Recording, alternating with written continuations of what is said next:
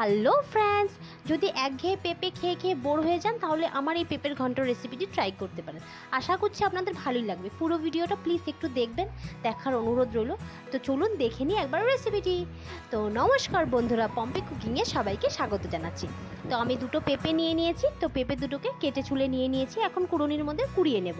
তো কুড়িয়ে নিলে কি হয়, সেদ্ধ করতে বেশি সময় লাগে না, গ্যাসটাও বেঁচে যায়। তো আমি কুড়িয়ে নিচ্ছি, আমার কুড়ানো হয়ে গেছে।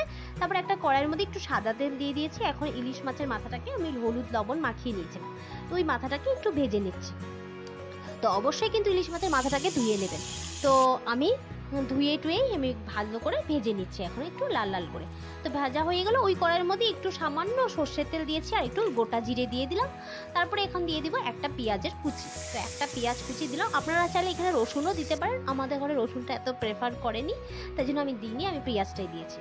তো পেঁয়াজটা দিয়ে 1 মিনিট ভেজে টেজে আমি এই পেঁপেগুলো কুড়ানোগুলো দিয়ে দিলাম আর দুটো কাঁচা লঙ্কা দিলাম। কাঁচা লঙ্কার ফ্লেভার কিন্তু খুব ভালো হয় খেতে।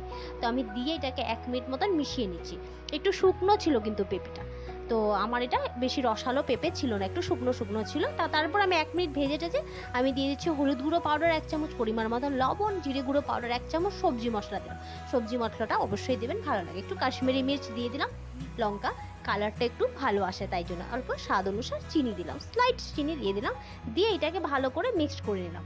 তো 1 মিনিট মতন এটাকে ভালো করে মিক্সড করে একটু জল দিয়ে দিলাম। জল না দিলে মশলাগুলোকে কষানো যাবে না, কারণ পেঁপেটা একদমই শুকনো শুকনো ছিল।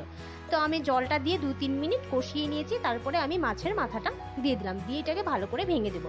তার আগে বলে দিচ্ছি, যদি রেসিপিগুলো ভালো লেগে থাকে লাইক শেয়ার সাবস্ক্রাইব করে দেবেন। তো মাছের মাথাটা দিয়ে আমি ভালো করে আরও 2-3 মিনিট করে মিশিয়ে নিয়েছি। ব্যাস রেডি হয়ে গেলো, গ্যাস অফ করে দিলে হলো। Love you all, by.